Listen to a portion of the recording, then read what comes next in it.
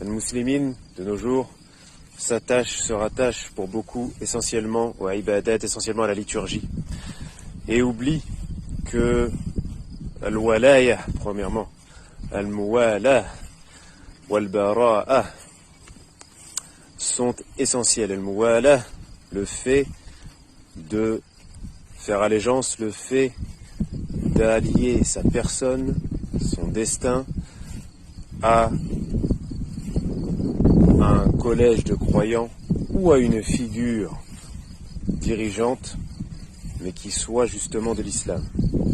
Al-Muwala concerne aussi ceux qui le font avec ceux qui sont extérieurs à l'islam, ou ceux qui parmi les musulmans sont déviants. Al-Muwala, donc c'est l'allégeance.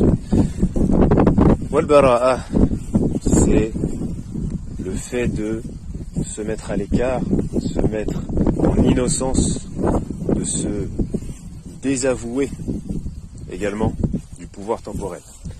Et c'est ainsi que lorsque les musulmans aujourd'hui, pléonasme oblige, lorsque les musulmans voient une partie des leurs être la cible de l'hyperclasse mondiale, être la cible de la surpuissance militaire qui les écraserait eux-mêmes s'ils se mêlaient de cette affaire, s'ils venaient au secours des leurs, eh bien on voit justement que la foi des musulmans est très très limitée et très bancale. Puisqu'à partir du moment où les tiens souffrent et que tu n'as pas la force, la capacité, ne serait-ce que le courage,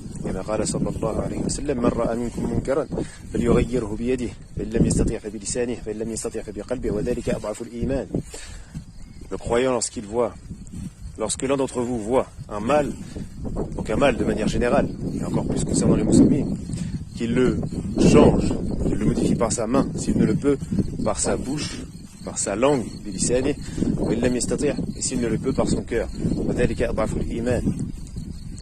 Et c'est ce qui constitue le cœur de la foi, ce qu'il y a de plus lourd dans la foi.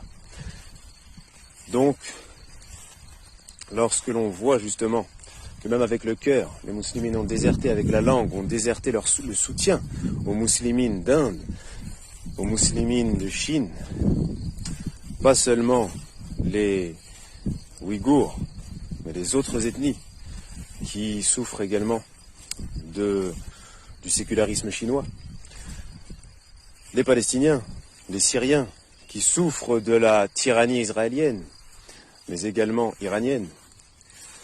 Lorsque l'on voit que ces derniers se cachent et prétendent être surveillés comme personne et prétendent être sous le joug de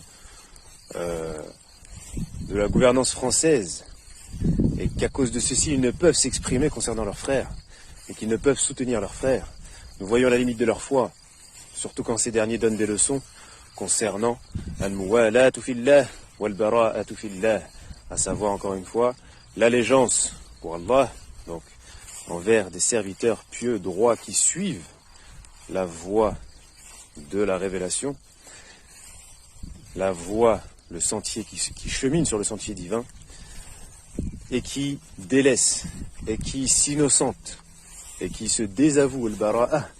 Donc c'est féminin, finnosos, les deux. Parce qu'on dit al-wala'u wal-bara'u, ça c'est masculin. Al-muwalatu wal-bara'atu fil hadith, fil kitab wal hadith. Al-walayatu fil kitab. Wal-bara'atu fil kitab.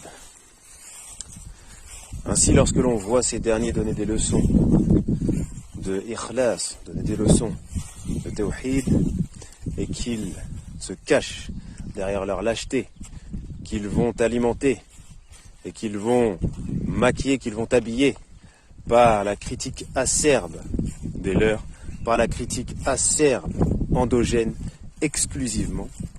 Encore une fois, on ne peut voir ces derniers que comme étant les auxiliaires au sein de la Ummah, les auxiliaires internes à celle-ci du Dajjal.